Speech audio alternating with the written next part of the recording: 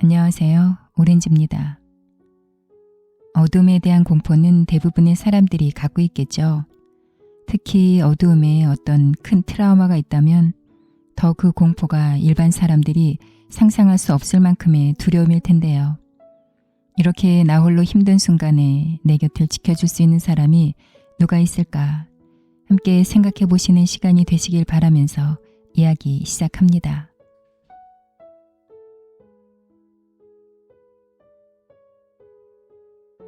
2월 말이다. 내일이면 3월이다. 봄의 시작이다. 올해는 눈이 별로 오지 않았다. 크리스마스 즈음에도 눈 구경을 못해 삭막했다. 사만사온도 사라졌다. 혹독한 추위가 이어져 봄이 오려나 의심스러웠지만 대낮엔 추위 끝에 부드러운 기온이 달려 봄이 예감되었다. 금요일이다.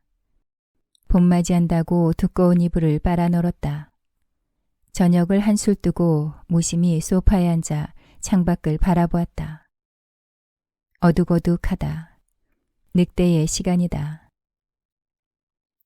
강북 영안실이야. 대학 동창이 모친 상당했어. 코로나로 못 본 녀석들 만나 늦을 것 같아. 조금 전에 남편 전화가 왔다. 아침에 다림질 잘 된 검은 양복과 흰 와이셔츠 입혀보내길 잘했다. 잿빛 넥타이와 검은 구두를 신고 나가 다행이다. 그가 올 때까지 덩그러니 큰 집에 혼자다. 북적이던 집이다. 시부모와 신우 둘, 그리고 우리 내외와 아들과 딸까지 8 식구 살았다. 시모는 86세로 가시고 시부는 작년에 91세로 세상을 떴다. 신우 둘도 시집가고 우리 애들도 결혼해 분가했다. 시부모 살아계실 땐 손님이 많았다. 시부모 형제랑 신우들도 자주 오고 조카들도 들락여서 번잡했지만 지금은 조용하다. 25에 3살 많은 그와 혼인했다. 언 30년이 흘렀다. 하루 일상은 평온해 보였다. 시조부와 시부도 은행맨이었는데 남편도 은행 본점 부장이다. 큰 부자는 아니지만 궁색하지 않아 애들 학비와 생활비 걱정은 하지 않았다. 복권 당첨됐어. 친척 친구 통틀어 당신만큼 사는 사람 있어? 남편은 가끔 거드름을 떨었다. 호기롭게 생색을 냈다. 당신 보고 돈 벌어오란 소리 안 할 테니 뒷바라지 잘해. 부모님 잘 모시고. 그의 말투가 부하에게 하는 소리같이 기분 나쁠 때도 있지만 표정을 숨겼다. 그의 마음속엔 미찌는 결혼을 했다는 게 깔려있어 어쩔 수 없다고 체념하고 있다. 그는 한 달에 한 번 가계부 검사를 했다. 당신 사고 싶은 거 있으면 다 사. 하지만 헛돈은 쓰지 마. 그의 말뜻이 무언지 짐작하고 있다. 은연중 친정에 생활비 보태주지 말라는 단속이다. 그는 종종 상처가 되는 말을 골라 했다. 속에서 욱하고 치미는 게 있어도 희뜩 쳐다보고 고개를 숙였다. 그의 말을 저울질하고 따지기 시작하면 끝이 없다. 그에게 저기를 품어봐야 불행히 입을 벌리고 있을 뿐이라고 위로했다. 아버님은 어떤 분이셨어요? 데이트할 때 그가 물었다. 꿈이 많았어요. 평생 성실하셨고요. 초등학교 선생님으로 돌아가셨어요. 아이들 좋아해서 교사를 천직으로 하셨죠. 꿈이 많은 건 나쁘지 않죠. 속세와는 어울리지 않는 분이었어요. 정직하고 고지식했어요. 꿈과 현실이 일치했으면 얼마나 좋을까요? 어머니 위세에 눌려 지냈어요. 지나치게 선량해서. 일찍 가셨네요. 어디 지병이라도. 나는 침묵했다. 아버지 자살을 속이고 싶어서가 아니라 화제를 이어가고 싶지 않았다. 아버지가 화제에 오르면 가슴이 저릿했다. 세월이 흘러도 여전히 쓰라리다. 어머닌 어떤 분이셨어요? 그가 궁금하다는 듯 또 물었다. 어머니를 좋아하지 않았어요. 사이 좀 모년 아니었죠. 서울서 대학 다니는 오빠 뒷바라지나 하라고 했으니까요. 아들밖에 몰랐어요. 그랬군요. 그는 뜻없이 고개를 주걱거렸다. 22살에 아버지를 이룬 후 또래들보다 건늙었다. 애어른이 된 것 같다. 생이란 무자비한 것임을 깨달았다. 그래서일까. 남편을 이해 못하는 부분이 많았지만 꼬치꼬치 따지지 않았다. 죽을 때까지 당신한테 돈 걱정하게 하진 않을 거야. 그러니 호강으로 알고 살림이나 잘해. 그가 한두 번도 아니고 거듭 생색을 내길래 한 번 걸고 넘어진 적이 있었다. 내 이름으로 된 건 핸드폰뿐이에요. 집이라도 공동명의 해줘요. 내게 당신 거야. 귀찮게 무슨 공동명의야. 그는 단칼에 핀잔을 쥐었다. 서류 따위가 무슨 소용이야. 이 집도 당신 마음대로 쓰고 통장에서 돈도 마음대로 꺼냈으면서. 실은 그에게 돈이 얼마 있는지도 몰랐다. 월급 통장 외에 다른 통장은 보여주지 않아 서운했지만 트집 잡지 않았다. 친정으로 돈이 흘러갈까봐 걱정하는 그의 속마음을 알기 때문이다. 장모가 어떤 사람인지 알아. 도와주기 시작하면 한없어. 처가에 첫인사 갔을 때 당신 어머니가 어떤 사람인지 꿰뚫었어. 잠깐 백화점 문화센터에서 자수를 배운 적이 있었다. 소나무에 앉은 학을 수놓아 숙제로 냈더니 선생이 공모전에 출품해보라고 했다. 학이 날아갈 것 같이 느껴진다면서. 손끝이 얌전하네요. 재주가 아까워요. 자수가게라도 해봐요. 예전부터 손으로 하는 건 잘한다는 소리를 들었다. 호박 접기, 딸기 접기, 별 접기를 하면 사람들이 선물로 달라고 했다. 손가락 찔려가며 그런 걸 뭘 해. 뒷바라지나 잘해. 명색이 은행 부장 마누라가. 그는 상을 찌푸리며 이죽거렸다. 사회활동할 마음은 없지만 지나친 반응이 이상했다. 하지만 그때도 그냥 덮었다. 이젠 몸도 예전 같지 않다. 하루가 다르다. 눈도 침침하고 소화도 잘 안 된다. 일을 많이 한 날은 무릎도 붓고 허리도 시큰거린다. 분초 다투며 척추뼈가 내려앉는 것 같다. 나이는 어쩔 수 없나 보다. 총칼로도 당할 수 없는 게 나이 같다. 벽시계가 땡땡 11시를 알린다. 피곤이 몰려온다. 눕고 싶다. 자리에서 일어난다. 안방으로 발을 옮겨 놓는다. 몇 발자국 걷지 못하고 우뚝 선다. 퍽하는 소리와 함께 불이 나가더니 암흑이 된다. 먹물처럼 깜깜하다. 눈앞이 분간이 안 돼 당황스럽다. 우리 집만 불이 나간 걸까? 미로를 더듬듯 창가 쪽으로 걸어간다. 발이 헛놓일까봐 조심스럽다. 발끝에 힘을 주고 걸어간다. 신도시에 지은 단독주택이다. 멀리 시가지에 불이 켜져 있다. 다른 집들도 드문드문 환하다. 우리 집만 정전이다.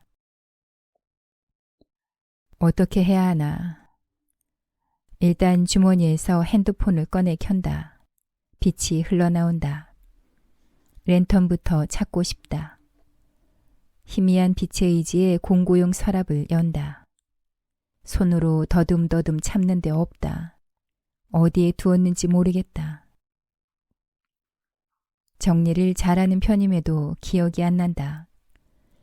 사용한 지 오래되어 가물가물하다. 시모 살아생전에는 절에 불공들이는 초가 있었는데 이젠 초도 없다. 예전에도 두어 번 정전된 적이 있었다. 하지만 대낮이라 시부가 전기 수력 재연락해 금방 복구했다. 지금은 야심한 시각이라 문 열 업체가 있을 리 없다. 황망하다. 누군가 도둑질하기 위해 전기를 끊었을까 하는 의심이 잠깐 스친다. 머리를 절레절레 흔든다. 영화 속에선 정전되면 이상한 일도 벌어졌기에 무섭다. 감정 걱정은 안 해도 될지 모르겠다. 한 차례 바람이 지나가나 보다. 나뭇가지 흔들리는 소리가 매섭다. 을씨년스럽다. 마당에 진돗개가 컹컹 짖는다. 남편에게 전화한다. 뭐야? 왜 그래? 그의 목소리에서 취기가 느껴진다. 혀가 풀려있다. 정전이에요. 우리 집만 불 나갔어요. 그걸 나한테 말하면 어떡해? 알아서 조치해야지. 그는 퉁명스럽다. 신발장 안 두꺼비 집 잘 살펴봐. 차단기 내려있으면 올려보고. 말투에 짜증이 배어있다. 빨리 집으로 와줄 수 없어요? 간만에 친구들 만났어. 단순 오작동일지 몰라. 과부하 걸렸을 수도 있어. 잘 해봐. 차단기 떨어지면 가전제품 플러그 뽑고 어디 누전인지 알아봐. 왁자지껄 떠드는 소리에 이어 전화가 끊긴다. 힘이 쭉 빠져나간다. 맥이 풀린다. 그의 목소리가 남처럼 낯설다. 일러준 대로 하려고 쭈뼛쭈뼛 현관께로 발을 내디딘다. 거실에서 현관까지가 미로 같다. 서울서 부산처럼 멀다. 핸드폰 빛을 누전기에 비추니 차단기가 내려있다. 차단기를 올리고 싶은데 높이 달려있다. 의자를 디딤돌 삼아 올라가야 한다. 다시 조심조심 주방으로 간다. 왼손에 핸드폰을 들고 오른손으로 의자를 손에 쥐고 끌어당긴다. 현관으로 걷는다. 얼결에 핸드폰을 놓친다. 어딘가에 탁 부딪힌 것 같다. 발밑이 꺾이듯 휘청이고 반사적으로 이마를 문지른다. 손에 액체가 배어나온다. 세게 부딪혔나 보다. 핸드폰을 주어 빛을 비추고 살피니 흔들의자 장식에 이마를 찧은 거였다. 눈은 안 다쳐 다행이다. 시부가 살아생전 즐겨앉던 의자다. 시부모 두 분이 인도네시아 여행 갔다 사온 의자다. 늘상 그 의자에 앉아 신문을 보거나 TV를 시청했다. 시부 돌아간 뒤 주말이면 종종 남편이 애용했다. 나도 혼자 있을 때 그 의자에 앉아보았지만 시부 냄새가 배어있어 어느 날부터 멀리했다. 시부가 사용하던 향수 냄새와 머리기름 냄새가 은영중 역했다. 시부모에 대한 모든 기억을 털고 싶어 그랬을까? 그런데 그에게 빨리 와달라고 한 건 잘못일까? 발등에 불 떨어졌다고 느낀 게 그릇된 것일까? 그는 내가 밤을 무서워하는 걸 안다. 밤에 저수지에서 아버지 시체를 건져 올렸다. 그 밤은 참혹했다. 가로등도 없이 괴괴했다. 그 기억으로 밤이 싫었다. 그래서 밤엔 외출을 삼갔다. 지금은 정전까지 되어 암흑이다. 내가 얼마나 황망한지 모르는 걸까? 눈을 감았다 뜬다. 손을 비벼본다. 불안만 가중된다. 한숨이 나온다. 어제 하필 고기와 생선을 잔뜩 사다 쟁여놓았다. 냉동고에 든 것들이 녹아 물이 줄줄 새리라. 채소도 상하고 김치도 쉬어 못 먹을 것 같다. 나만 믿고 살아. 당신을 보호하고 있다는 걸 잊지 마. 늘 그렇게 말하던 근 왜 안 오는 걸까? 어째서 이런 일이 생겼을까? 가족이 있지만 지금은 혼자다. 외롭다. 어떻게든 해보는 데까지 해보자. 노심초사 몸을 일으킨다. 의자를 놓치지 않으려고 손에 힘을 꽉 쥐고 현관께로 다시 간다. 넘어질까봐 온 신경을 집중한다. 기우뚱기우뚱 무사히 의자를 끌고 간다. 의자 위에 올라가 차단기를 올린다. 잠깐 불이 들어와 환해지더니 다시 불이 나간다. 속수무책이다. 낙담이 된다. 다시 의자에서 내려온다. 이제 가전제품 플러그를 뽑아봐야 한다. 왼손으로 핸드폰을 들고 안방으로 간다. TV 선을 뽑는다. 냉장고와 김치냉장고 선도 뺀다. 세탁기, 전자레인지, 컴퓨터, 밥솥, 토스터, 공기청정기, 제습기, 무선 청소기 플러그를 뽑는다. 무슨 선이 이리 많은가. 거리를 걷다 보면 허공에도 줄이 많더니 집안도 그렇다. 아직도 뽑아야 할 전기선들이 많다. 온풍기 선을 빼는데 갑자기 핸드폰이 먹통이다. 희미한 불빛이 남아 사라지니 완전 암흑이다. 배터리가 다 되었나 보다. 바늘귀만한 빛도 없는 칠흑이다. 머리끝에서 발끝까지 어둠뿐이다. 코앞에 뭐가 있는지 전혀 모르겠다. 내 집이 내 집 같지 않다.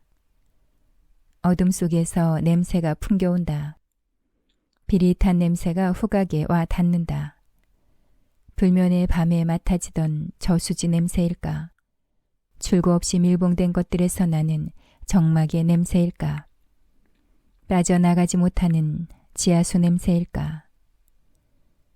자랄 때의 어둠은 부드러웠는데 이 어둠은 암울하다.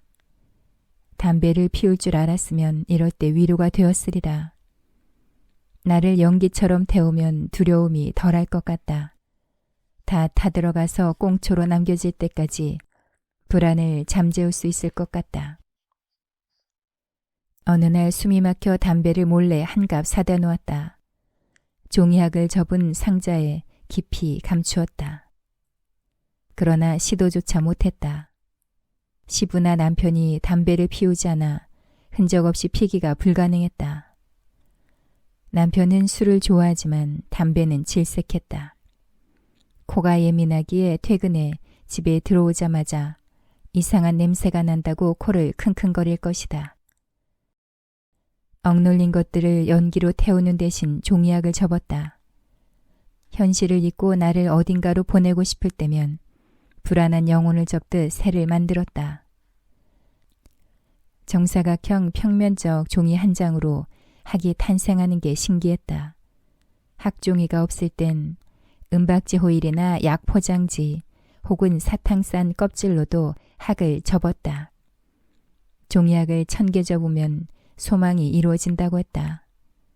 세보진 않았지만 1000개는 넘을 것 같다. 아니, 10,000개도 넘었으리라. 종이학이 완성되면 손에 올려놓고 무연히 바라보았다. 날려보내지 못해 미안하구나. 애벌레가 나비되어 세상을 항해하듯 숨을 불어넣고 싶구나 하면서 종이학이 깔끔하게 접어지면 누군가에게 선물하거나 화장대 위에 놓고 바라보고 싶었다. 정원에 나뭇가지에 걸어놓고 싶기도 했지만 마음과 달리 차곡차곡 와이셔츠 상자에 넣어 다락에 보관했다. 지금도 주위가 분간되면 종이학을 접고 싶다. 담배를 태우는 대신 새를 만들며 어둠을 잊고 싶다. 그는 혹시 친구들이 공처가라 놀릴까봐 못 일어나는 걸까? 마음을 진정시키려고 심호흡한다. 이 어둠은 영원히 매복될 어둠은 아니다. 사람이 죽고 사는 문제도 아니다. 날 밝으면 해결될 수 있다. 의연해지자. 살다 보면 더 나쁜 일도 일어날 수 있다. 천재지변을 만나기도 하고 걸어가던 육교가 무너지기도 하는 게 인간사다. 그러면서도 집 전화로 아들 번호를 누른다. 엄마, 오밤중 웬일이야? 집이 캄캄해. 정전이다. 무슨 소리야, 뜬금없이. 아까부터 불이 나갔어. 아버진 뭐예요? 문상 갔어. 우리 집만 그래요?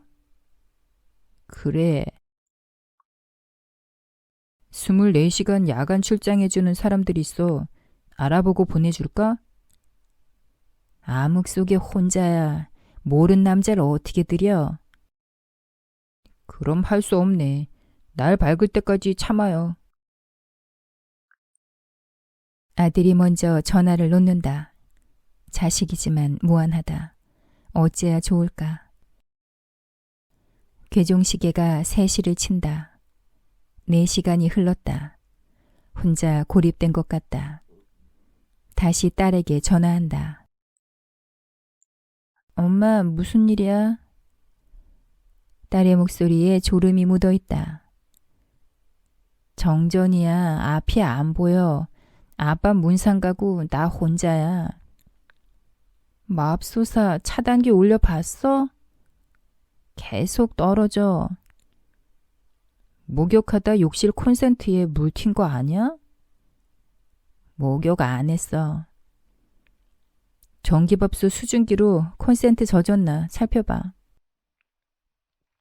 그것도 아니야.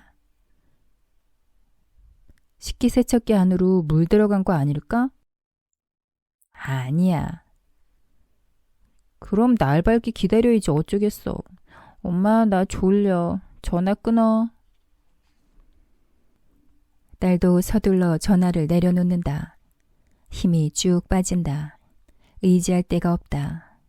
결국 혼자다. 내가 날 의지해야 한다. 나와 대면해야 한다. 외롭다고 비틀거리지 말자. 한동안 잠잠했던 이명이 또 고개를 든다. 아버지 돌아가신 뒤 불청객이 찾아왔다. 처음엔 머릿속에 매미집이 있는 것처럼 시끄러웠다. 시도 때도 없이 매미가 울었다. 그러다가 잠잠해지기도 하고 또 간헐적으로 괴롭히기도 했다. 스트레스 받지 말아야 해요. 과로해도 안 됩니다. 원인을 모르지만 신경안정제나 항우울제가 도움이 되긴 해요. 의사 처방으로 약을 복용했지만 차도가 없었다. 과로를 피하고 스트레스를 받지 않으려고 마음을 안정시켜도 호전될 기미가 없어 평생 함께 살아야 할 친구로 받아들이고 체념했다. 그랬더니 이명이 잠잠해져 다행이다 싶었는데 또 시작이다. 손으로 귓속을 휘젓는다. 귀를 올렸다 내렸다 잡아 당겨본다. 그를 알게 된 건 은행에 볼일 보러 가서였다. 전문대 졸업 후 작은 섬유회사에 격리로 취직했다. 그는 외환대출 담당이라 나와 직접 대면할 일은 없었다. 근데 갈 때마다 등떨미로 그의 시선이 느껴졌다. 내 옷매무새가 이상한 걸까 하고 머리를 갸웃했었다. 근데 어느 날 퇴근하고 회사를 나서는데 그가 기다리고 있었다. 차나 한잔 할까요? 좋은 찻집을 알아요. 그는 나보다 5살 많았다.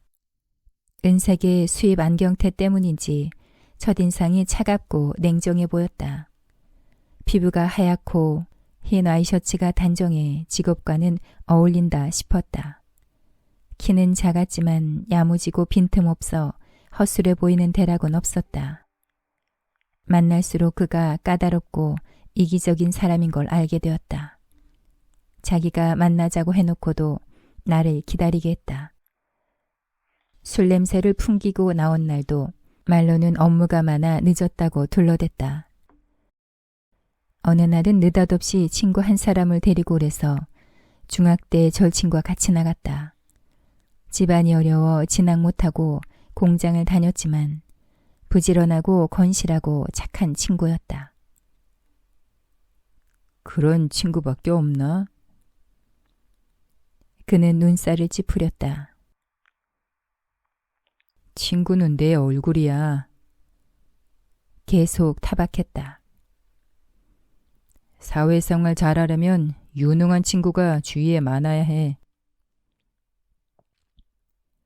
그에 대한 혼란이 심해져서 헤어져야겠다고 결심했다. 근데 어머니가 등을 떠밀었다.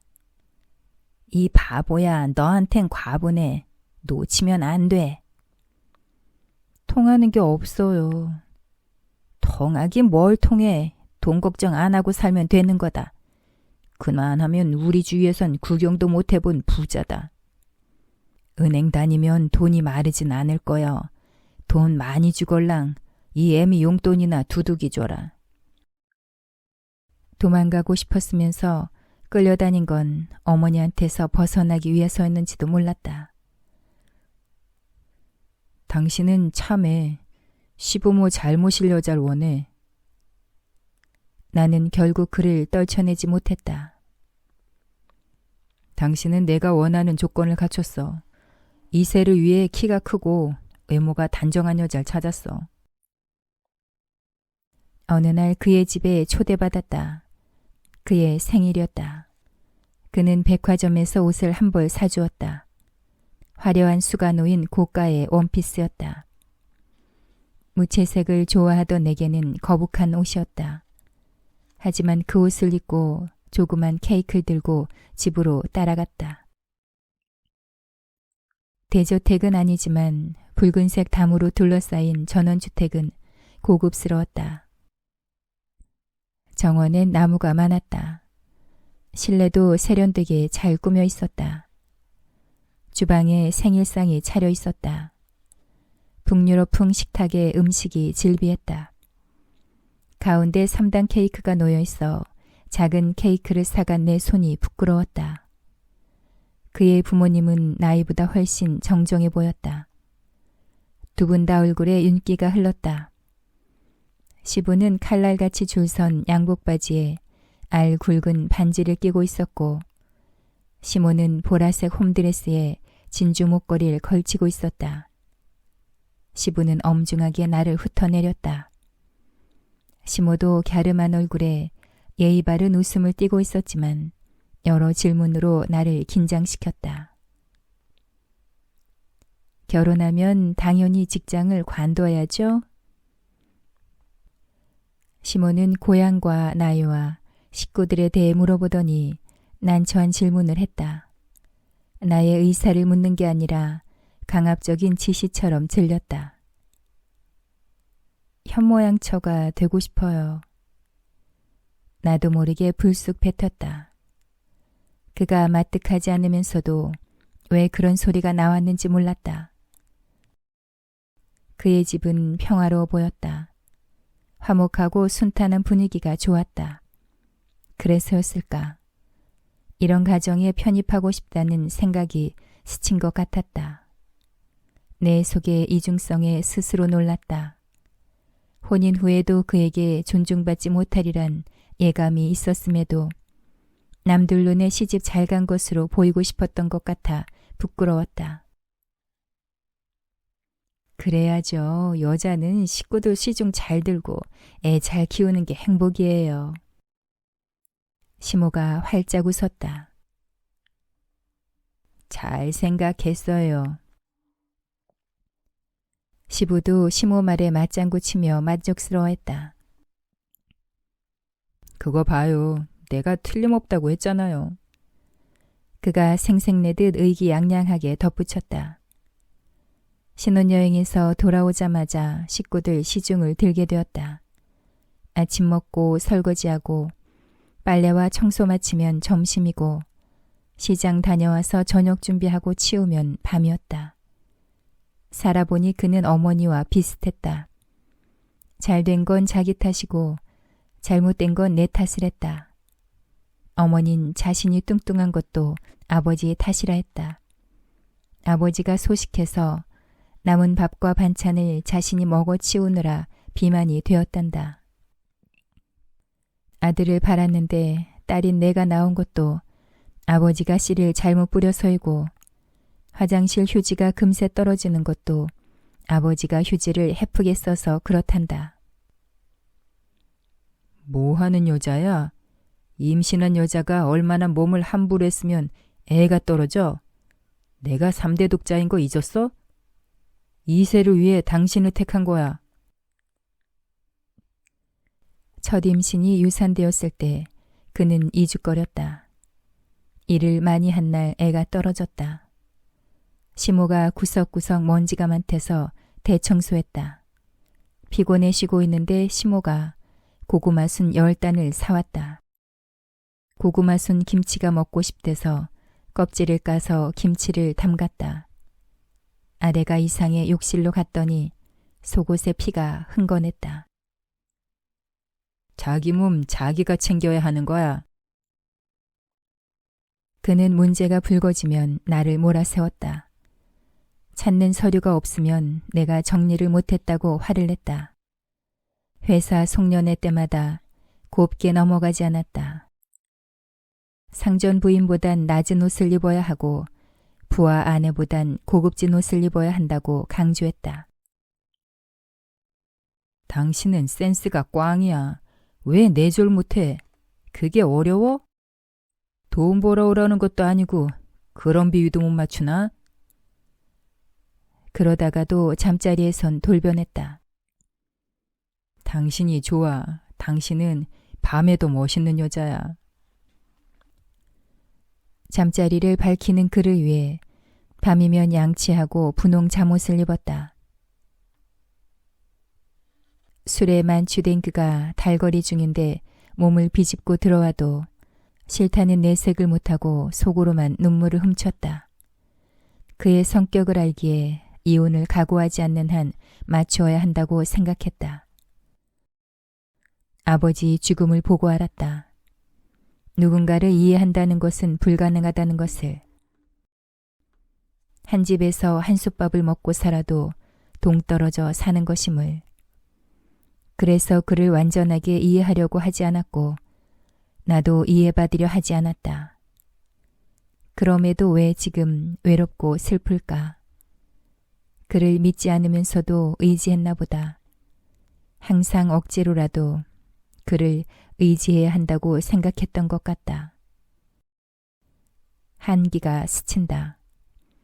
바닥에서 냉기가 올라온다. 남편은 더 늦나 보다.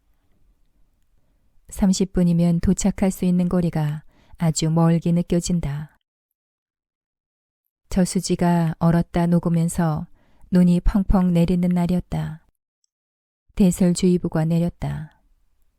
아버지가 귀가하지 않아 걱정하고 있는데 경찰차가 문 앞에 와 섰다. 사고입니다. 제복의 경찰관은 우리 얼굴을 피해 사무적으로 말했다. 그 사고가 우리하고 무슨 관련이 있는지 의아해서 멍하게 쳐다보았다. 놀라지 마십시오.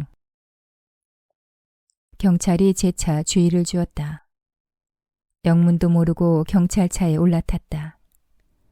저수지 앞으로 가니 밤이었음에도 사람들이 웅성웅성 모여 있었다. 사람들이 길을 열어줘 아버지 앞으로 다가갈 수 있었다. 경찰이 아버지 얼굴을 덮은 시트를 벗긴 후 랜턴을 비추고 확인을 요청했다. 아버지 얼굴은 평안했다. 살아생전 한 번도 본 적 없는 안온한 얼굴이었다. 어찌 보면 조용히 미소 짓고 있는 것 같기도 했다. 이 추운 겨울에 몸을 던지다니. 구경꾼 중 한 사람이 혀를 찼다. 넋이라도 달래주려면 구슬해야 할 거야. 누군가가 덧붙였다. 귀를 막았다. 생살이 뜯겨나가는 것 같았다. 사람들 시선을 피해 땅바닥만 바라보았다. 아버지가 저수지로 뛰어드는 걸 본 사람이 있어 사고는 자살로 간단하게 처리되었다. 이게 현실일까? 잔혹극 연극을 하는 건 아닐까? 어저께까지 살아있던 사람이 오늘 이 세상 사람이 아니란 걸 믿으란 말인가. 아버진 언제부터 죽을 생각을 했을까. 입관식 때 본 아버지 얼굴이 뇌리에서 사라지질 않았다. 아버지 장례를 치른 집안은 폐가가 되었다. 집안은 괴괴해졌다. 낮에도 햇빛이 들지 않듯 음습했다. 동네 사람들 수군거림이 듣기 싫어 밖으로 나가기가 꺼려졌다. 세상이 다르게 다가왔다. 내가 알던 세상이 아니었다. 예전의 희망과 설렘도 허망했다. 인생에 대한 기대가 사라져 무기력해졌다. 그 뒤 아버지 방에서 많은 시간을 보냈다. 유품을 태울 때 아버지가 앉아있던 의자를 몰래 빼서 제자리에 갖다 놓았다. 안락 의자에 아버지처럼 앉아있으면 아버지가 나타날 것만 같았다. 눈이 오는 날은 아버지 영혼이 흩날리는 것 같아 저수지를 배회했다. 아버지가 불쑥 솟아오르는 것 같아 달려가 보면 환영이었다. 남편 전화는 오지 않는다. 머리가 지끈거린다. 자신이 한심하다. 전등불 나간 거 하나로 이렇게 외로워지는 게 인생이어야 할까? 근데 왜 어둠을 무서워해야 하나? 어차피 날은 밝아올 것이다. 이 어둠을 재앙이라고 생각하지 말자. 무서움은 밖에서 준 게 아니라 내가 불러들인 것이다. 남편, 자식이 의지한 것도 나고 혼자임을 깨닫게 된 것도 나다. 세상의 반은 어둠이다. 어둠은 항상 있었다. 어릴 땐 어둠을 즐기며 어둠 놀이를 하지 않았던가. 알록달록한 이불을 뒤집어 쓰고 어둠 놀이를 즐겼다. 이불은 부드러웠고 그 안은 아늑하고 따스했다. 눈을 감고 있으면 마음이 고요해져 왔다. 다른 세상에 있는 듯 기분 좋았다. 어둠놀이 즐기다 이불 제치고 세상으로 나오면 재밌어서 손뼉치며 깔깔댔었다. 요령놀이, 애벌레놀이, 뒤로 자빠지기 놀이, 김밥놀이 하다 커튼 뒤에 숨어 나 잡아봐라 하고 노는 것도 흥미있었다. 어둠은 훌륭한 놀이터고 장난감이었다. 이제 나로 살자. 아버지도 나들이자. 어떤 것도 무서워하지 말자. 나를 잃으면 안 된다. 정전은 죄가 없다.